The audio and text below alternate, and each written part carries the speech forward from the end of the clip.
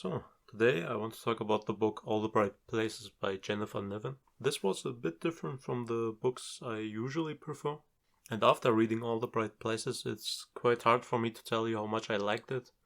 And at the same time, how much I was disappointed by the choices one of our main characters made.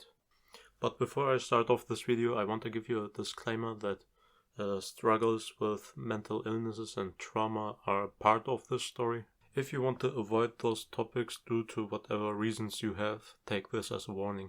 So, back to the book. All the Bright Places is about our two main characters, Violet Markey, I think that's how you pronounce her last name, who experience a horrific event not long ago in her life and now has to deal with trauma and suicidal thoughts. And our other main character, Theodore Finch, who grew up in an abusive household and has therefore his own little problems that he has to deal with. But he seems to have an easier time with it, maybe because the abuse started for him quite early, so he got used to it faster. They meet right in the beginning of the book, where Violet tries to throw herself off from the school building, and Finch successfully preventing her from doing that.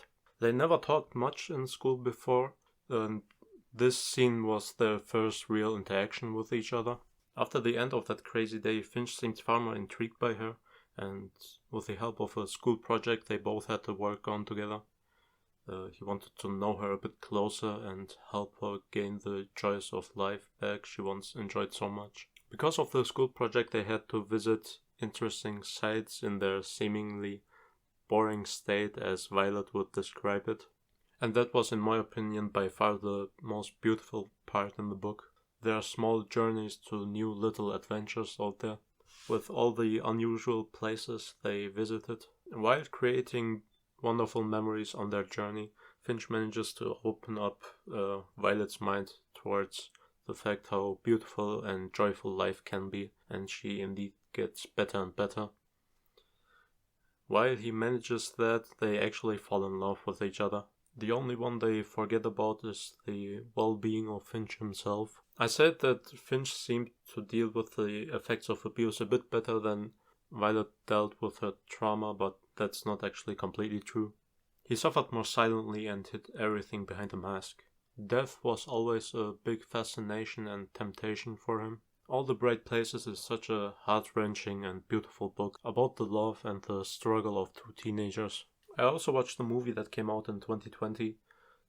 I have to say that I enjoyed the book more than the movie, but nevertheless it was quite fun to watch. Especially the places they visited, seeing those a bit more visualized was quite beautiful, and I really liked that.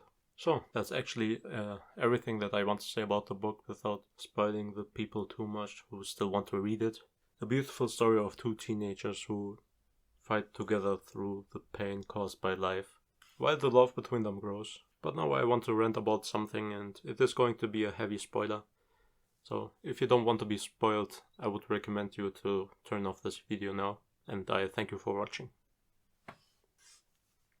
I really love Finn, but yeah, he killed himself and I hate him for it. I was so invested in his story and his unique personality.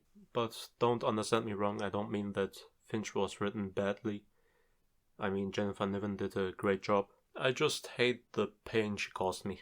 Finch always played with the idea of death in his head, and it should have been a clear warning to me, but I naively trusted him and thought that it was just a